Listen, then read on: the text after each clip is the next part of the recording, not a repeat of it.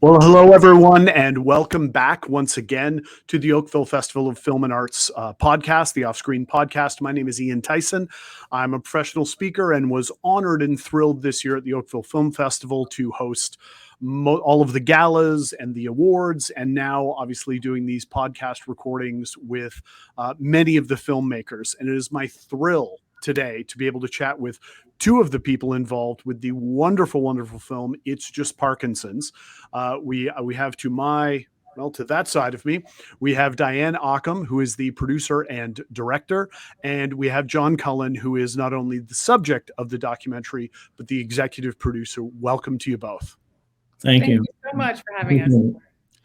I can't tell you, as someone who comes from a motivational space, as a professional speaker for 33 years, I was just really deeply inspired by the film, and John, you personally, and your story and your vulnerability. But I don't want to be the one to tell people about what the film is about. The title, people may have their own feelings on it. So John, why don't you tell us a little bit about what people can expect to see and what the film It's Just Parkinson's is about?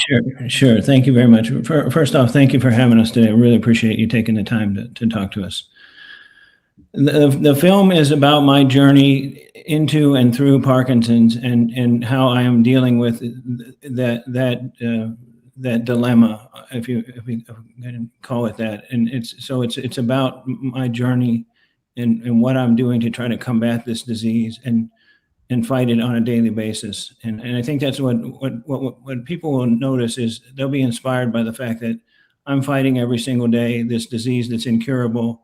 I know that at some point I'm going to lose the battle, that Parkinson's is going to win, but I'm going to go down swinging, and you'll catch that in the movie. Absolutely. The other thing I think you'll also see is the movie's not just for people who have Parkinson's. It's for anybody who's facing a challenge in their life. So you'll see me battling Parkinson's, but it also inspires other people to take on their own battle. Oh, for sure. There's so many layers and depths of themes that I want to get into. My question, Diane, for you to start is, how, I guess, did you meet or discover John as a subject matter for this wonderful documentary? Well, we can thank Instagram for that. Okay. I'm a gym rat, and if you've seen any of the trailers of the film, you can tell John is a gym rat. That is really how he regresses his Parkinson's symptoms, is with powerlifting. And so one day in my feed is this gentleman lifting these like 400-pound deadlifts, and he's just ripped. And I'm thinking, who is this guy? And I mean, I'm over 50, so I'm kind of liking the older crowd to kind of see what they're doing. And we just started talking about workouts and things like that. And it wasn't until he asked for my advice, because he was going to be interviewed on a podcast. And he said, I know you do something in TV, and I'm so nervous. What do I do? So I gave him some tips, and it wasn't until he sent me the link to the podcast and I heard his story, and I thought, are you kidding me? This is your life. This is the kind of athlete you've always been. This is how driven you are, your attitude. And I knew from his posts, his attitude was so positive all the time. That's what drew me to his Instagram page in the first place. But just hearing about his life was fascinating. And I, John, you've got to do more podcasts. You have to do more. You have to get the word out. You're so inspiring. There's people that need to hear what you have to say. And it just snowballed into this. I had no idea I'd be doing a feature-length documentary. But John graciously trusted me, and we called this team together, this incredible group of people, to help pull it off during the pandemic. And now that's what it's become. It's just Parkinson's. And so and that was going to be my question. You mentioned the pandemic. You can tell, obviously, with some of the shots, and people, John or other people, have masks on, going into stores, what have you, as John's going about his daily life. Where in this last couple of years of what we've all been going through together, where in the process was this for either Diane or John? You can jump in on there. Well, John had talked about me doing maybe a little story on him, and we maybe give it to the Michael J. Fox Foundation. So I wanted to fly. He lived in Florida at the time, where he still spends his time. And I needed to fly down and meet him in person. It's one thing to have a friendship with someone online, but it's quite another thing to base a whole story, as you know, on how talkative is he, how emotive is he, what's the story. I wanted to meet the people in his circle. So I flew down in, I think it was February, March of 2020. And And I remember on my way home, the flight home from Fort Myers, people are wearing masks in the airport. I'm like, what's going on? What's going on? And I just got home, and like 2 days later, they shut everything down. So Wow. from the very get-go of pre-production, we were in lockdown.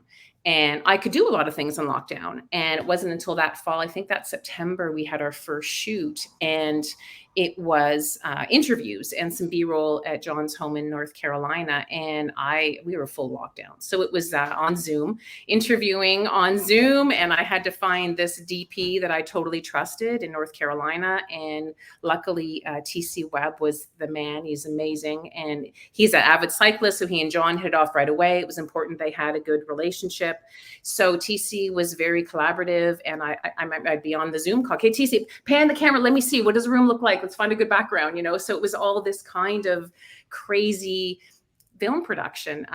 But I thought it was going to be just for that one shoot, and we'd get through the interviews. But that kind of lockdown, shutdown, problems with airlines and Border Patrol kind of plagued me the entire time. So I didn't meet TC, my cameraman, until the night of the premiere. Oh, wow. Like November 2021. Yeah. So it was, it's quite a story, the backstory of how it all got made. But luckily we had the right people, and John was so amazing, vulnerable and open, and understood what we needed, and was incredible on camera, and practically directing himself half the time. It was amazing to see.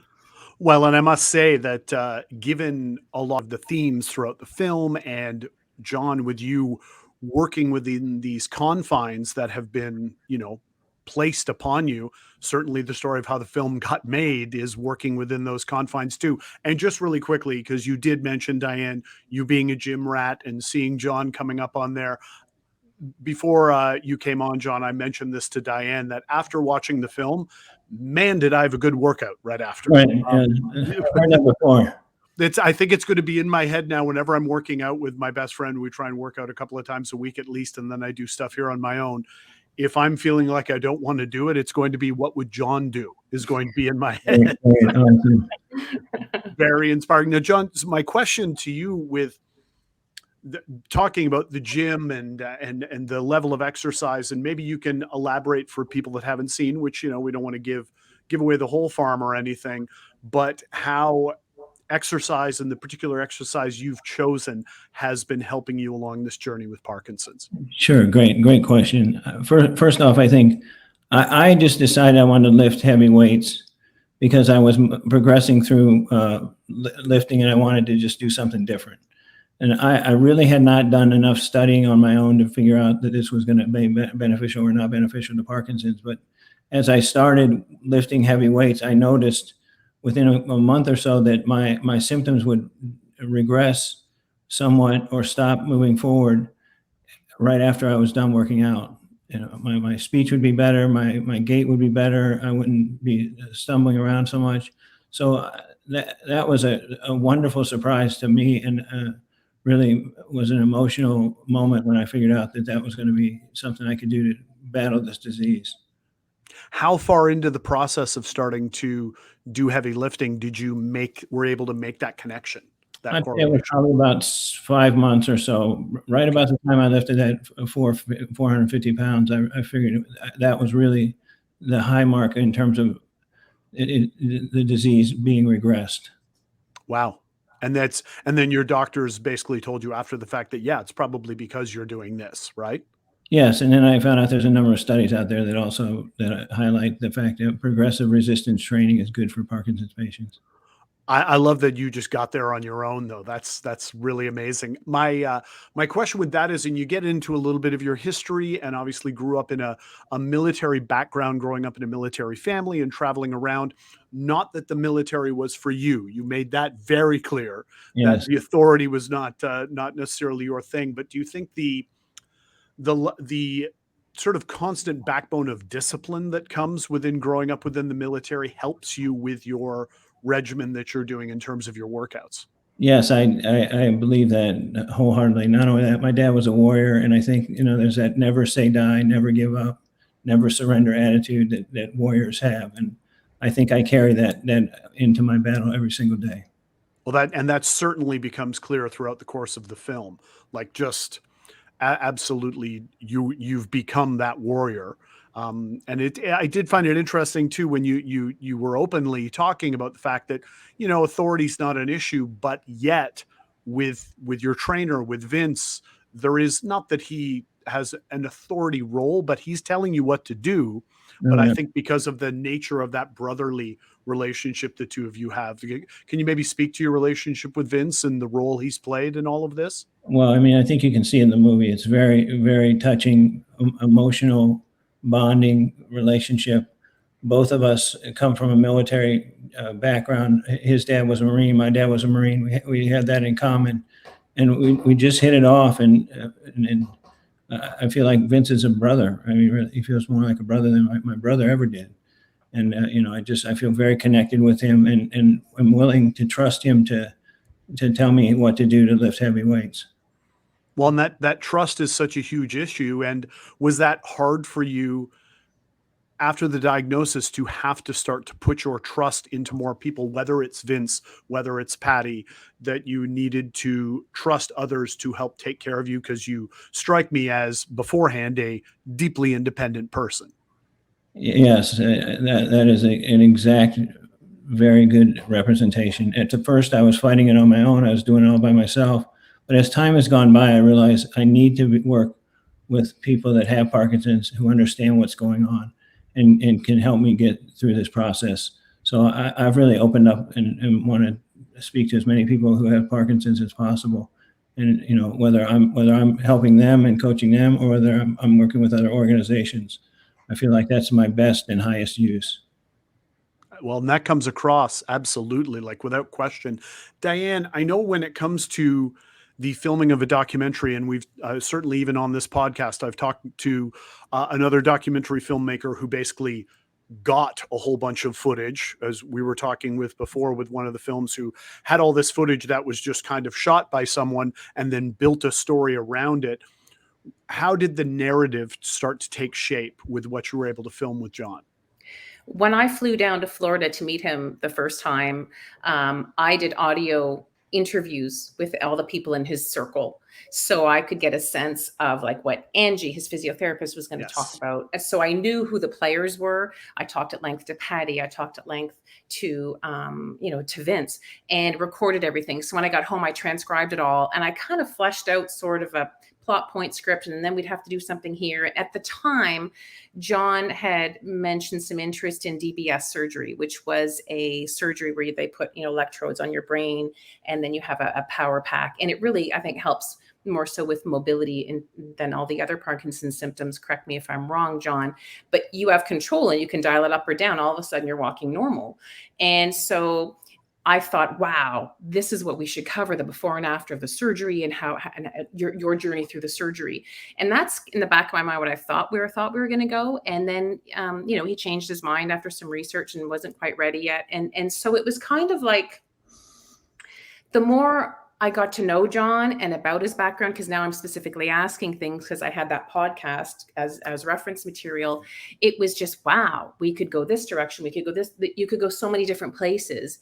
And so it wasn't until, I shot the first group of interviews, and I had things in mind, obviously the working out and things like that, because that was so paramount as to how he was handling his Parkinson's. But I was so intrigued by the mindset. So how do we show that?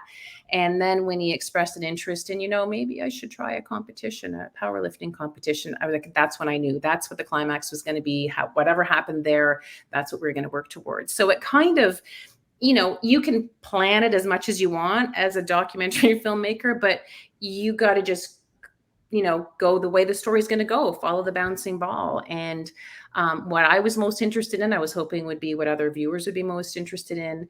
But it real boiled down to, a story about a man and his mindset and overcoming adversity. And I think everyone can relate to that, especially now, and the power of hope. And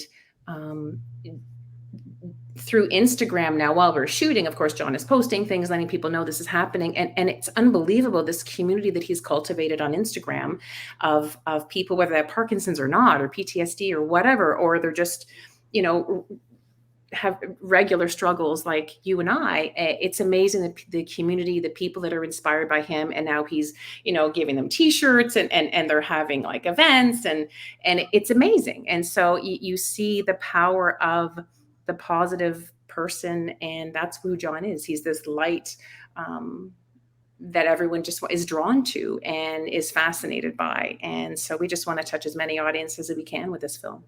Well, absolutely. I add one thing to that. The power of the film is in the vulnerability. I really believe that. If I was Superman and everything was perfect, people would not relate. But it's dirty, right? I mean, I fall down, I get up. This is what inspires people, and really, the vulnerability really went a long way to inspire people. Oh, I can speak to that again as someone who, makes a living trying to inspire others. The inspiration in this came from me, one, like first and foremost in your vulnerability. I could feel it watching it. I was aching for you and the pain you were feeling, but also that hope that was there. And then as you said, Diane, culminating with the competition, with each one of those final lifts, forget it. I was a mess. I Yeah. I was like, just like, yeah, even with the ones that you didn't quite get, but I was like, oh, come on. It was so, it was really, really lovely. Now, Diane, you touched on something that I want to maybe dig a little deeper into with each of you, is you talked about the role of mindset. And when I was taking notes through the film, big capital letters, middle of the page, role of mindset. Talk to me how that presented itself in the filming for you. And then John, I'd love to talk to you a little bit about your mindset and how you got there. So Diane, go ahead. I think I always knew about John's mindset from the very beginning. That's what drew me to him as just to reach out to him in the first place. His posts were these incredible accomplishments, but he was so positive in the post. And I didn't even realize right away that he had Parkinson's. It was what he was writing and how he was writing and how eloquent he was and how thoughtful and wise he was about life and challenges and things like that. And I thought, I need this person in my life. I need to know somebody like that. So that's kind of how it started for me. And even just shooting oh God, there's so many moments. And even Mary Dardis, our incredibly talented story producer and writer who, strung everything together. We would be watching rough cuts with Julian, the editor, and Mary and I are bawling. We're just like, I think the first 25 times we watched it, we cried every time at certain moments in the film, because it was just so real and it was so touching and so authentic. And I'm almost at a loss for words when I think about John's mindset. He's one of the strongest people I've ever known in my life. And there's a scene in the film, and I'm not giving anything away, where, he finishes this workout and he's sitting there and his foot starts shaking. And he's like, yeah, that's a new thing. And then he's like, it's just Parkinson's. And he's like, well, I can still walk. Stands up and just marches out of the frame. And I break down like every time I see that, because that's what his life is. Every morning gets up and what is Parkinson's dealt out for me today? What am I fighting today? What's new? What's trying to break me down today? And he just keeps going. And, I need that in my life. I need that kind of strength. And I think a lot of other people do too. Couldn't agree more. I mean, and I want one of those little GIFs that, little video that repeats itself of, for me, the culmination, the personification of that grit, that mindset is John, you walking up to the bar, whether you are in competition in your home gym in North Carolina or you're with Vince in the gym, the authority and determination with which you approach that bar just hit me in the chest. And so talk to me about how much of that mindset came from John Cullen before, how much of it came from John Cullen after, and where that all developed. I think all of this is a culmination of my mindset of my entire life, which is basically inspired, focused, and unstoppable. I approach everything in the vein of saying, I am unstoppable. I cannot be beat. I will not surrender. And that is how I've approached Parkinson's from the very beginning, which is, I'm not going to let it defeat me. I'm not going to let it take me down. That's my mindset in all competitions, in all facets of my life, is that if there's a challenge to be met, I want to step up and meet it. Well, and there was the interesting point. One of the things that really struck me, and you say, and I'm paraphrasing a little, but you say at some point in the film, and you acknowledged it a little bit on here as well, is, Parkinson's is going to win. That there's an acceptance there, but I love the second part of that, but it's not going to beat you. Like, you're not going to surrender. It's going to win, but you're not going to surrender. I'm going down swinging. That's what, and I want to inspire everybody who has Parkinson's or is facing a challenge to go down swinging. You know, what do you have to lose, right? Absolutely. One of the little small details that I loved, and I'm so grateful that it was captured on camera. And John, I'd love your thoughts on whether this is something you've always done or something that emerged throughout this, is there was a few moments of these little quiet pep talks you give yourself, whether it's in the interview, like, okay, come on, John, just say it, use your words, or times where you were getting out, I believe you were getting out of the car at one point and you, okay, John, you're having a conversation with yourself, pepping yourself up. Has that always been something you've done, or did that emerge out of this? All my life, I've pep talked myself, always. Yeah. I love that dialogue. It was amazing. Yeah. It helps. It really does. I guess I'm my own best coach. Oh, that's apparent. Absolutely. Now, speaking of coaches, Diane, I wanted to address, or for you to talk about, if you could, a little bit, the role of the relationships within John's life. I mean, I wrote down John and Vince, John and Patty, John and his physical therapist. Those relationships and the experiences they've had together are deeply impactful. Talk to me about the role of relationships in the film. I think that one of the things that's really clear in this film is that when you are struggling through any kind of adversity, you need a team. You need a support team. And sometimes it's a spouse, sometimes it's a best friend. You need to let people into your life who can help you and who can be there for you. And John has this incredible support team around him, the people that you've mentioned.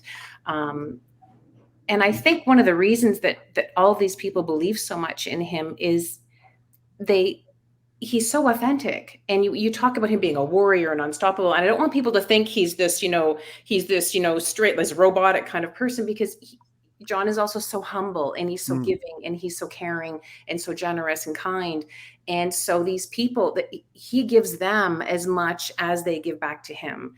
And it was really clear to me when I interviewed them all, and Angie was already crying as she's talking to me about John, and I didn't even know her. And just the power that he has with people. It's just his natural way with people that the care goes both ways. And I think it's so important for people to understand that you do need a support team. You need a support system. It's not weak to say you need help or you need to go to someone for a certain thing. And John's very, very lucky to have these people in his life who care so much about him and help him every day.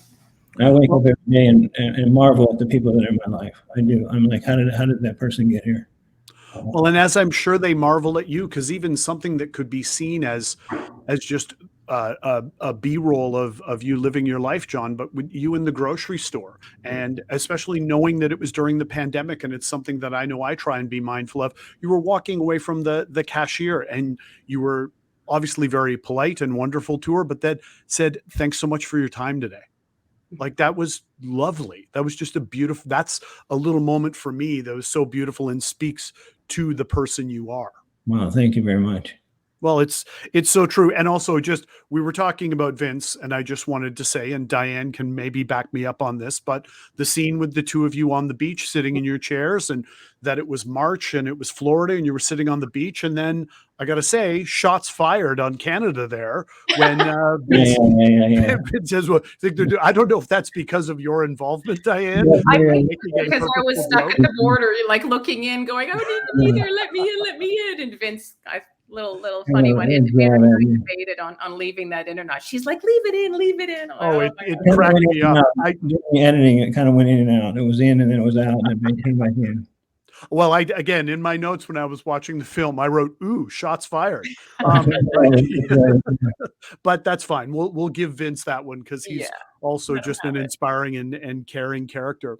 I'd love both of your thoughts, because the word that kept coming up for me in watching the film was there was a lot of discussion about choices in how you approach your day, John, how you were going to approach this when you got the diagnosis. Talk to me, Diane, and then John, about the role that choice played in the narrative here. I think every time you wake up in the morning, you have a decision to make of what kind of day you're going to have, and you have the power. You have the power to control your own reaction to things. You can't control things that happen to you, but you can control your response to that.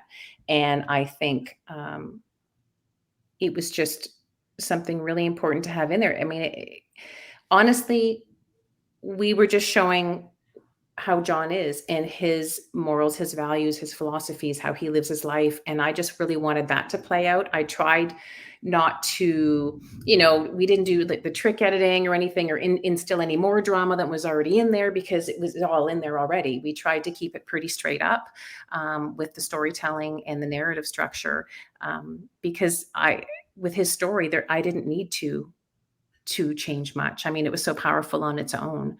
I don't know, John, do you want to speak to choice?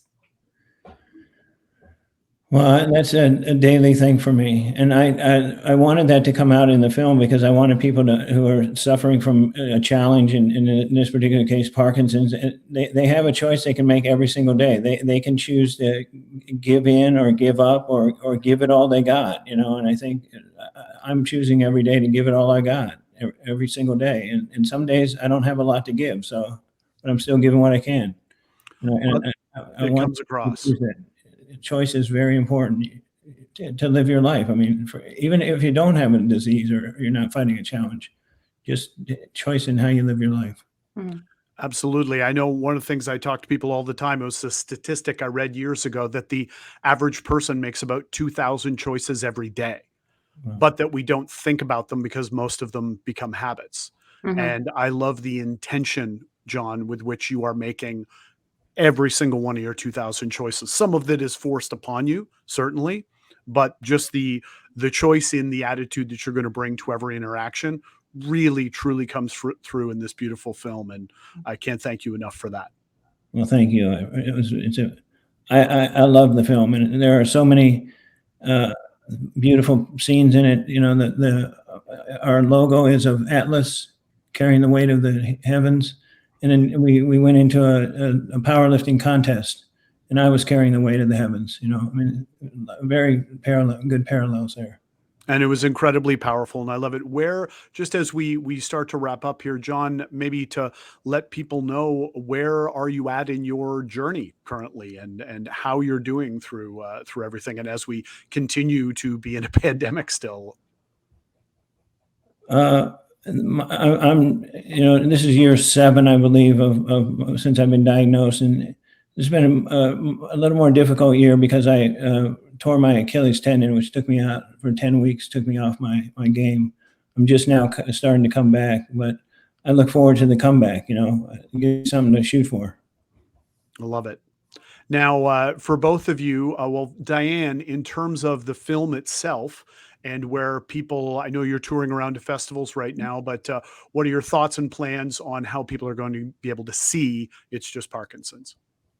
Well, certainly there's about 10 or 11 other festivals that we've submitted to whose, deadlines have not come up yet for hearing the results, whether we are accepted or not.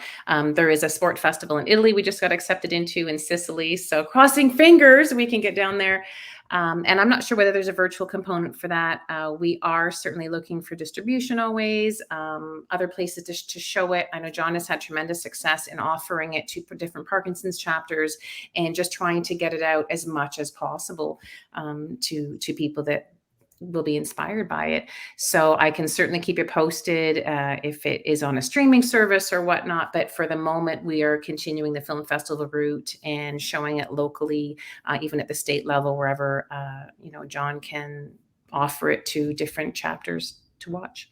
Anybody next me, I'm going to let them see the movie. I'm going to give them a copy to see. Awesome. It's so powerful.